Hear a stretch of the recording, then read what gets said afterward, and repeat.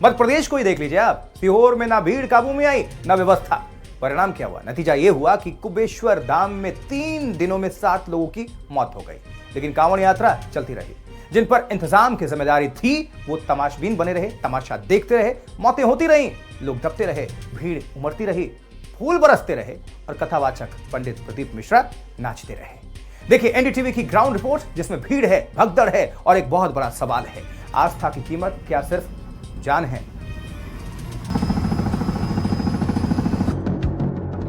व्यवस्था नहीं जुट पाएगा। व्यवस्था बढ़िया नहीं है।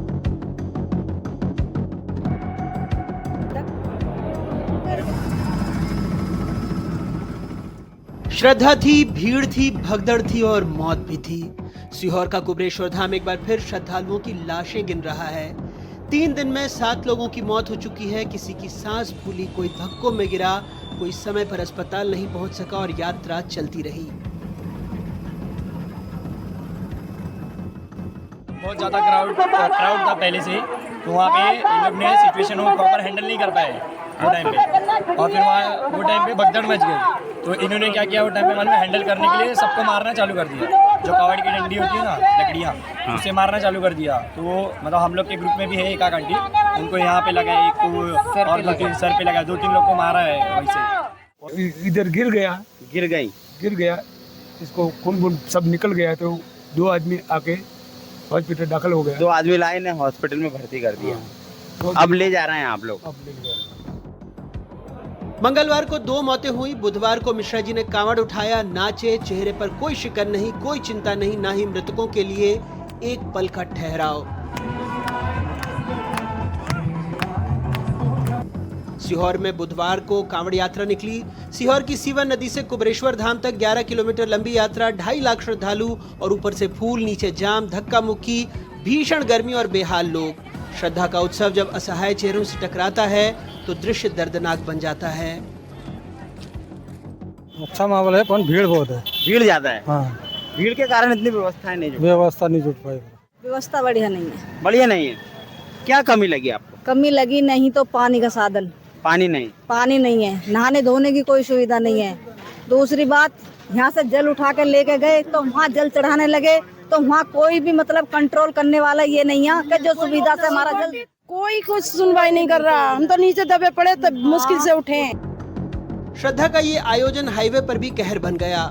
इंदौर भोपाल हाईवे पर कई किलोमीटर लंबा जाम लग गया। कई घंटों तक गाड़ियां रेंगती रही, एम्बुलेंस फंसी, बच्चे बुजुर्ग बेहाल। प्रशासन दर्शक बना रहा, न कंट्रोल, न रूट प्लानिंग, न इमरजेंसी प्रबंधन।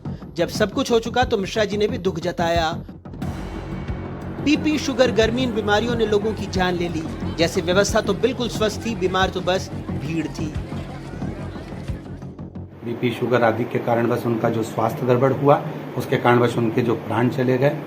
अगर मेरी 2 बहनों के साथ या मेरी 2 बहनों के जो प्राण गए हैं, उसका मुझे बहुत दुख है।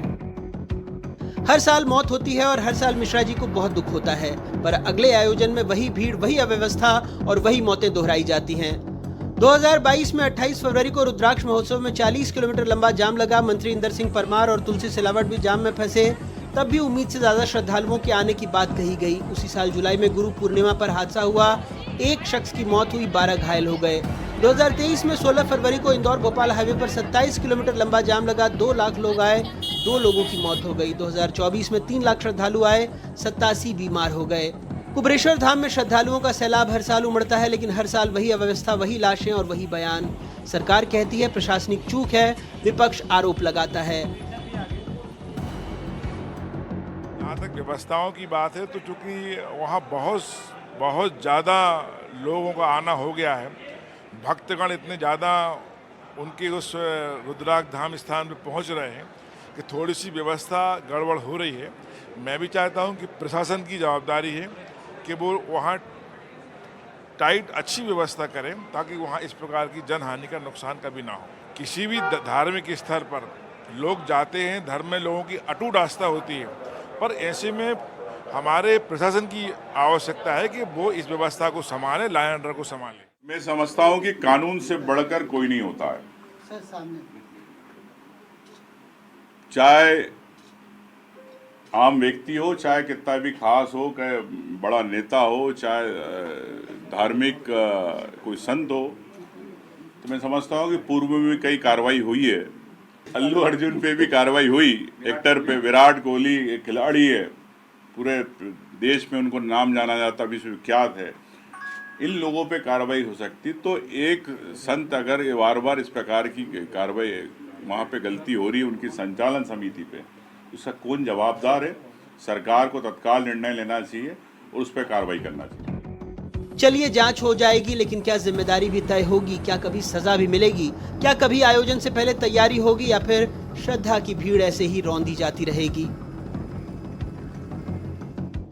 श्रद्धा अंधी नहीं होनी चाहिए और आयोजन जिम्मेदारी से अछूता नहीं। सवाल ये नहीं है कि कथा कितनी बड़ी थी, सवाल ये है कि क्या इंसान की जान इतनी छोटी है।